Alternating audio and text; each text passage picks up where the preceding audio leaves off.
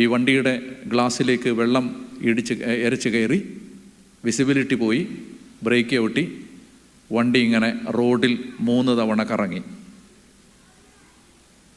കറങ്ങിയിട്ട് 11 kV electric പോസ്റ്റിൽ പോയി ഇടിച്ചു.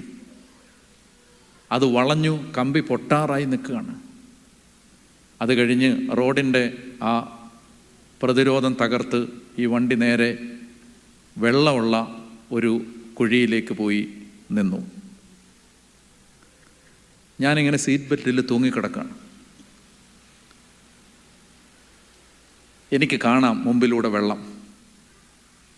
എനിക്ക് നോക്കുമ്പോൾ കാണാം കമ്പി പൊട്ടാറായി നിൽപ്പുണ്ട്. ഞാൻ രാവിലെ വായിച്ച വചനം ഓർത്തു, നദികൾ കടക്കുമ്പോൾ അത് നിന്നെ മുക്കില്ല, അഗ്നി നിന്നെ ദഹിപ്പിക്കില്ല, ജ്വാല നിന്നെ ദഹിപ്പിക്കില്ല. ഈ വചനം എൻ്റെ മനസ്സിൽ